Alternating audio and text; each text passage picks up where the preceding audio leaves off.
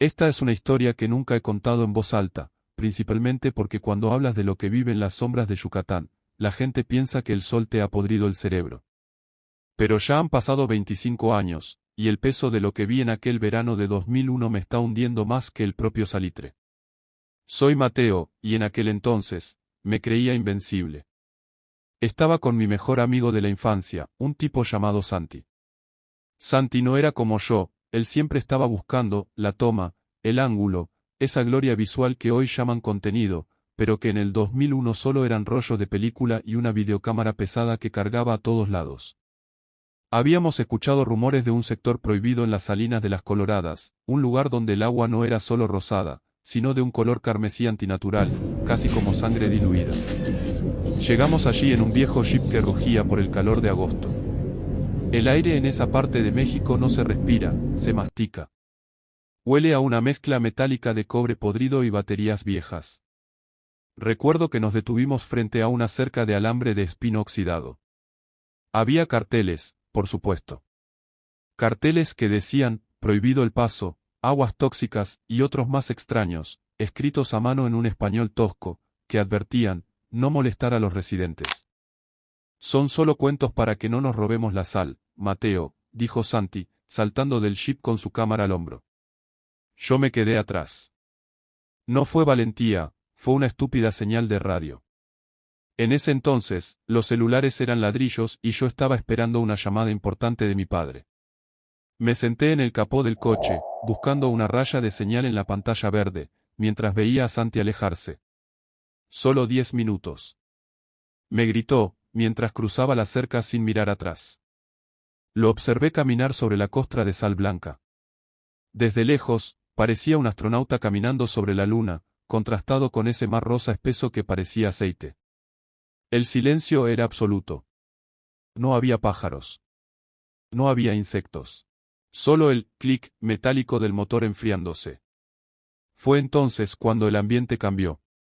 Es lo que llaman el efecto Oz. El viento desapareció de golpe. El calor se volvió pesado, como si alguien te pusiera una manta húmeda sobre la cara. A unos 200 metros, vi a Santi detenerse en la orilla. Estaba grabando, moviendo la cámara de lado a lado, fascinado por la densidad del agua. Entonces lo vi. Un bulto gris, como una roca mojada, emergió a unos metros detrás de él. En el agua hipersalina, nada debería poder hundirse, pero eso flotaba con una calma aterradora. No tenía aletas. No tenía pelo. Era una piel correosa, del color de un cadáver que lleva días bajo el agua. Santi. Grité. Pero mi voz murió en el aire denso. Parecía que el sonido no podía viajar en ese lugar. Santi no me oyó. Estaba demasiado ocupado ajustando el lente. La cosa llegó a la orilla. No saltó como un delfín, ni nadó como un pez. Sus brazos, largos y con demasiadas articulaciones, se clavaron en la costra de sal. Escuché un sonido que todavía me despierta por las noches, un slap drag slap. El sonido de carne húmeda arrastrándose sobre cristales de sal. Eran los comedores de sal. Criaturas que el tiempo olvidó, evolucionadas para vivir en un veneno que mataría a cualquier otro ser vivo. Vi cómo se deslizaba hacia Santi con una velocidad mecánica, sin respirar, sin hacer ruido. Santi finalmente se giró, pero fue demasiado tarde. Sus pies se hundieron en el barro de sal, una trampa de lodo rosa que te atrapa como cemento fresco. Lo último que vi de mi amigo fue su brazo extendido, sosteniendo la cámara hacia el cielo, intentando salvar su gran toma, mientras esa cosa gris lo envolvía con sus dedos interminables y lo arrastraba, sin esfuerzo, hacia el fondo de ese espejo carmesí. No hubo gritos. Solo el sonido de un cuerpo entrando en un líquido espeso. Glop. Corrí hacia la cerca, pero el agua ya estaba en calma. Perfecta. Inmóvil. Encontré su cámara días después. Enterrada en la sal, grabando el vacío. La policía dijo que fue un accidente, que el ácido del agua lo disolvió. Pero yo sé lo que vi. El salitre lo conserva todo, pero esas cosas se quedan con lo que queda dentro. Me quedé allí, petrificado, con el motor del jeep todavía haciendo esos ruidos metálicos de enfriamiento que ahora sonaban como disparos en medio de aquel silencio sepulcral. No sé cuánto tiempo pasó. Quizás fueron segundos, quizás minutos. El sol de mediodía me quemaba la nuca, pero yo sentía un frío glacial recorriéndome la columna. Santi ya no estaba. El agua rosada, espesa como melaza, no tenía ni una sola onda. Era un espejo perfecto, una trampa de color neón que se había tragado a mi mejor amigo sin siquiera eructar. Santi. Volví a gritar, esta vez con la garganta desgarrada. Nada.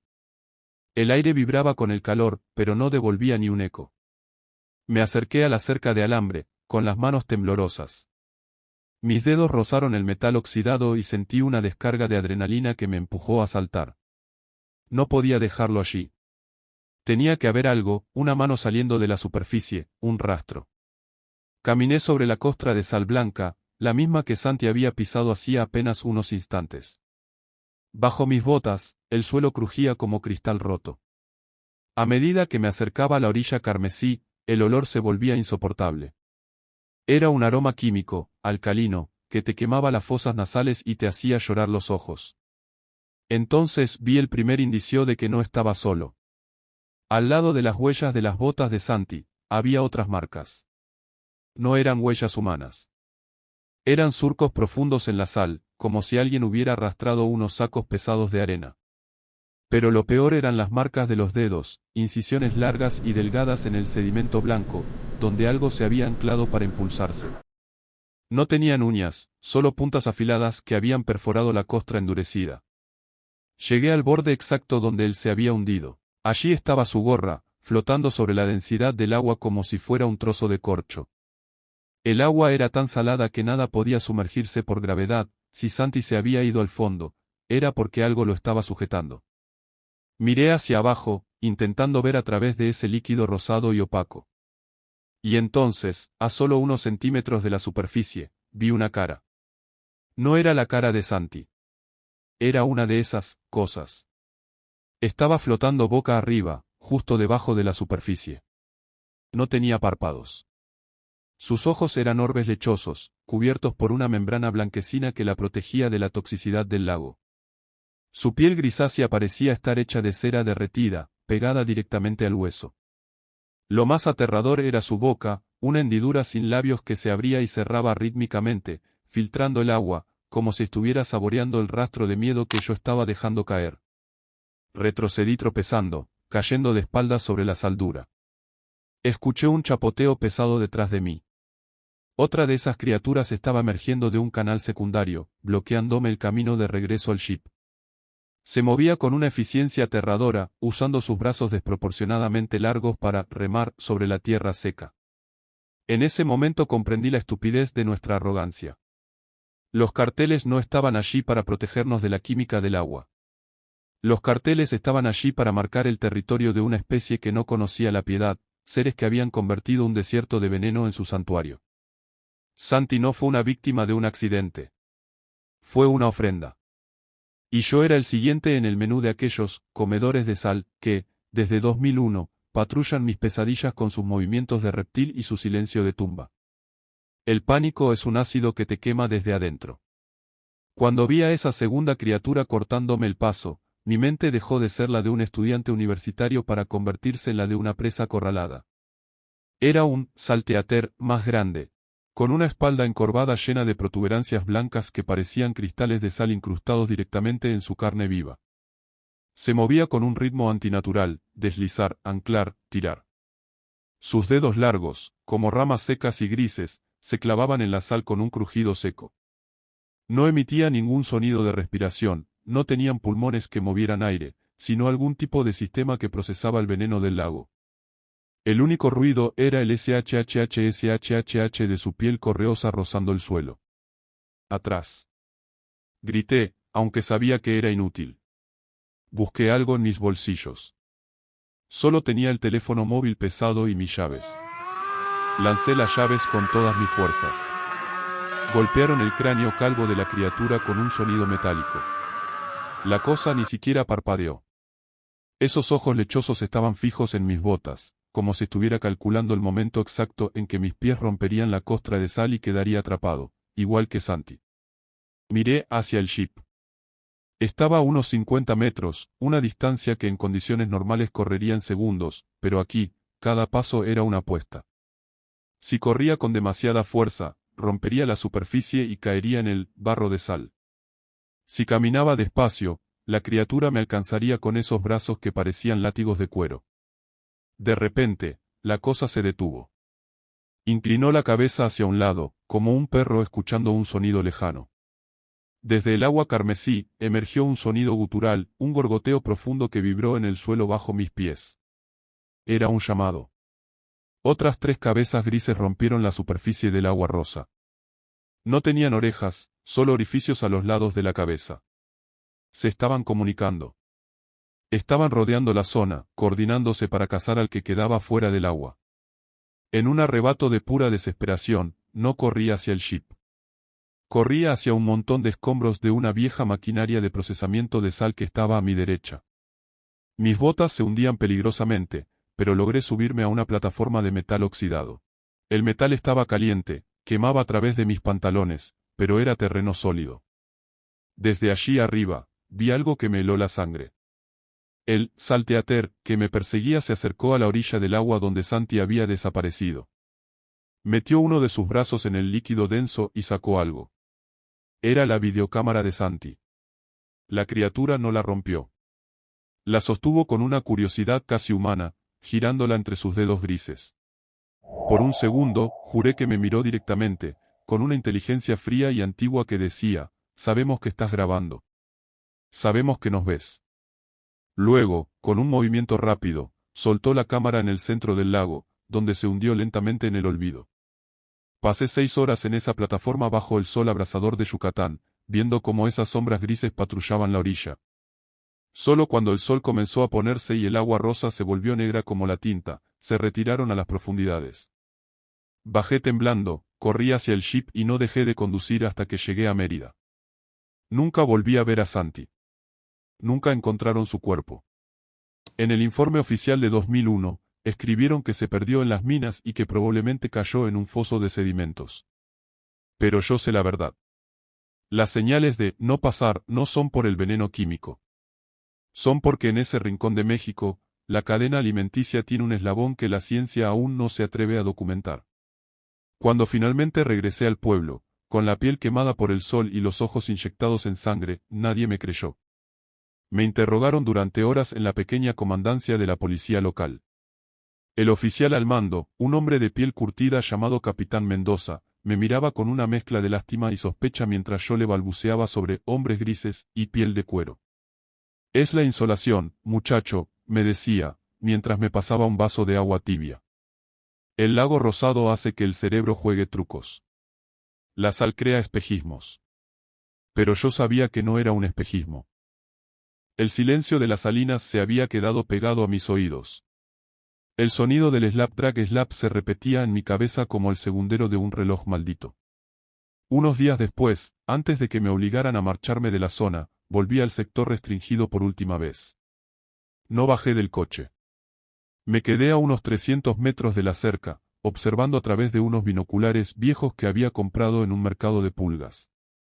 Lo que vi me hizo comprender que el horror de 2001 no era un evento aislado. En la orilla donde Santi desapareció, había movimiento. No eran las criaturas. Eran hombres. Hombres con uniformes de trabajo, sin insignias, que estaban arrojando grandes bultos envueltos en plástico hacia el agua carmesí. No hablaban. No hacían ruido. Trabajaban con la eficiencia de quienes alimentan a un animal doméstico. Uno de ellos se detuvo y miró en mi dirección. A pesar de la distancia, sentí que su mirada me atravesaba. No llamó a la policía. No me gritó que me fuera. Simplemente levantó un dedo hacia sus labios en un gesto universal de silencio, y luego señaló hacia el agua. Desde la superficie rosa, una mano gris, esa mano de dedos interminables y piel de PVC, emergió lentamente. No para atacar, sino para recibir el bulto. El agua se cerró sobre ambos sin dejar rastro. Hoy, 25 años después, cuando veo a esos bloggers e influencers saltar vallas por una foto estética, siento un nudo en el estómago. Ellos ven estética, yo veo una mesa servida. Ellos ven un lago rosa, yo veo un estómago gigante que nunca se llena. Santi nunca tuvo su gran toma. Pero de alguna manera, él se convirtió en parte de la historia más real y aterradora de las Coloradas. Una historia que no se cuenta en los folletos turísticos, pero que se susurra entre los trabajadores que saben que, en las salinas, el mineral más valioso no es la sal, sino el silencio que se compra con carne humana. Si alguna vez vas a México y encuentras un lugar donde el agua es demasiado rosada y el aire es demasiado silencioso, no busques tu teléfono. No busques la señal. Solo da media vuelta y corre. Porque los residentes siempre tienen hambre, y para ellos, tu curiosidad es el condimento perfecto. Ha pasado más de un cuarto de siglo, y aunque intenté enterrar a Mateo el universitario en aquel desierto de sal, el hombre que soy hoy sigue viviendo en ese jeep, mirando por el retrovisor. Mi vida se convirtió en una huida constante de los espacios abiertos y del color rosa. Incluso ahora, en el 2026, cuando cierro los ojos, el resplandor carmesí de las coloradas quema mis párpados. La gente me pregunta por qué nunca me casé, porque vivo en una ciudad de concreto gris donde no hay ni un gramo de sal a la redonda. No entienden que cuando ves a tu mejor amigo ser reclamado por algo que no existe, pierdes el derecho a una vida normal. Santi no solo murió, fue borrado. El gobierno nunca entregó un cuerpo porque no había nada que entregar. La sal no solo preserva, también descompone lo que no puede asimilar, y lo que esos seres dejan atrás no es reconocible como humano. A veces, busco en internet, en esos foros oscuros donde la gente sube metraje que la policía borra de las redes principales, y encuentro fragmentos. Un dron que capta una mancha gris moviéndose en un lago tóxico en Rusia, un turista que desaparece en los salares de Bolivia dejando solo una sandalia y una costra rota. Los reconozco. Sé que están en todas partes donde la tierra es demasiado hostil para nosotros, pero perfecta para ellos. Hace unos meses, me llegó un correo anónimo. No tenía asunto, solo un archivo de vídeo adjunto. Con las manos temblando, lo abrí. Era una grabación digitalizada de una cinta vieja, de 2001. La imagen estaba llena de estática, pero reconocí la voz de Santi riendo detrás de la cámara. Mira esto, Mateo. Es como si el planeta estuviera sangrando. Esto nos va a hacer famosos. Decía su voz, joven y llena de una vida que le fue arrebatada minutos después. El vídeo mostraba la orilla rosada, pero luego la cámara caía. Durante unos segundos, el lente quedaba sumergido en el agua hipersalina. A través del líquido denso y rosáceo, la cámara captó algo que yo no vi desde la orilla, una estructura. Debajo de la superficie, no solo había lodo. Había túneles, entradas perfectamente circulares talladas en la roca salina, reforzadas con huesos que brillaban con una blancura calcificada. No son solo animales. Son una civilización. Una que ha estado aquí mucho antes que nosotros y que seguirá aquí mucho después de que nuestras ciudades se conviertan en polvo. Apagué el monitor y me quedé en la oscuridad de mi apartamento. El silencio era el mismo que el de las salinas. Entonces, lo escuché. Un sonido sutil, casi imperceptible, viniendo del pasillo de mi edificio. Slap. Drag. Slap. Tal vez no fue el azar lo que me dejó vivir aquel día. Tal vez me dejaron ir para que el miedo me mantuviera marinado durante décadas. Porque para los comedores de sal el tiempo no significa nada, y la paciencia es tan eterna como el mineral que habitan. Si estás leyendo esto y piensas que es solo una historia para un guión de YouTube, perfecto. Sigue pensando eso. Pero si alguna vez sientes que el aire se vuelve pesado y el sonido de los pájaros se apaga de golpe mientras caminas por un lugar prohibido, recuerda a Santi. Recuerda que la estupidez se paga con sangre y que la sal tiene una memoria que nunca olvida un rostro. Ese sonido en el pasillo no se detuvo. Me quedé inmóvil, sentado en el borde de mi cama, con el sudor frío empapando mi camiseta. Me di cuenta de que mi error no fue ir a las Coloradas aquel día, sino creer que alguna vez me había ido de allí. El salitre se te mete en los poros, se convierte en parte de tu sangre, y para ellos, yo era como una baliza encendida en la oscuridad. Me levanté y con un valor que solo nace de la resignación, caminé hacia la puerta. Al abrirla, no encontré un monstruo. El pasillo estaba vacío, pero el aire olía a esa mezcla metálica de cobre y podrido. En el suelo, justo frente a mi entrada, había un pequeño rastro de agua rosada, espesa como el aceite, y un puñado de cristales de sal blanca que todavía brillaban con una humedad imposible. Entendí entonces el propósito de la videocámara que me enviaron. No era un recuerdo, era una citación. He vuelto a México. Estoy escribiendo esto desde un pequeño hostal en la costa, a pocos kilómetros de las salinas. Mañana, antes de que salga el sol, voy a cruzar la cerca de nuevo. No llevo cámaras, ni gimbals, ni teléfonos. No voy a buscar una toma estética ni a recuperar el cuerpo de Santi. Voy porque el silencio en mi cabeza se ha vuelto insoportable y la única forma de apagarlo es volviendo a la fuente. He visto a los lugareños mirarme. Saben a qué vengo. He visto a ese mismo hombre del 2001, o tal vez a su hijo, parado en el muelle de sal, observándome con la misma indiferencia con la que uno mira a una hoja caer al suelo. Ellos son los guardianes de la despensa, y yo soy el producto que ha vuelto a la estantería. Se dice que las sirenas de los mitos atraían a los marineros con cantos. Las de aquí no necesitan cantar. Les basta con esperar. Les basta con dejar que tu propia curiosidad y tu culpa te arrastren de vuelta al borde del agua. Si alguien encuentra este cuaderno en la habitación 4B, no me busquen. No llamen a la policía. No malgasten recursos en un sector que no nos pertenece. Solo tomen una advertencia de un hombre que tardó 25 años en aceptar su destino. El mundo es mucho más viejo y más cruel de lo que nuestras pantallas nos dejan ver. Hay lugares que no deben ser documentados, secretos que no deben ser revelados y aguas en las que, por muy hermoso que sea el color, ningún ser humano debería jamás flotar. Me voy a reunir con Santi. Espero que, al menos allí abajo, en esos túneles de hueso y sal, el peso del agua rosada sea suficiente para callar el sonido de sus manos arrastrándose hacia mí. Adiós. Fin del archivo almohadilla 992, B.